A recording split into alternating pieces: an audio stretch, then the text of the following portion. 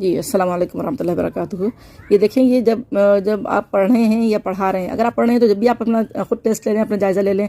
اور جب اگر کسی بچے کو پڑھا رہے ہیں آپ لوگ، تو پھر یہ ہے کہ دیکھیں، جب مرکب حروف کی تختی شروع کرائیں تو استاد بچے کو خود نہ بتائیں، بلکہ اور نہ خود جوڑ کرائیں اور نہ ہی بچے کو جوڑ کرنے دیں، بلکہ جس طرح پہلے بچے کو پڑھایا گیا ہے اسی طرح ایک ایک حرف بچے سے رواں پوچھا جائے اور حروف ملا کر بچے سے ہی رواں پڑھوایا جائے.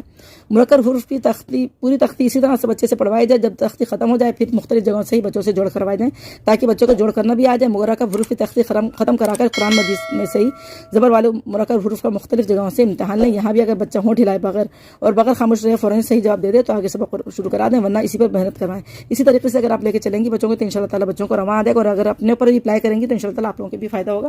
تو یہ اسی طریقے سے ہی ادائیگی آ جائے گی انشاءاللہ تعالیٰ، اور رواں بھی آ جائے گا اور حروفوں کی پہچان بھی آ جائے گی. السلام علیکم ورحمۃ اللہ وبرکاتہ. کمنٹ کر کے اگر مجھ سے کوئی پوچھنا چاہیں کوئی بات تو آپ مجھ سے معلوم کر سکتے ہیں. اگر آپ چاہتے ہیں کہ آپ کو صدقہ جاری بنا کے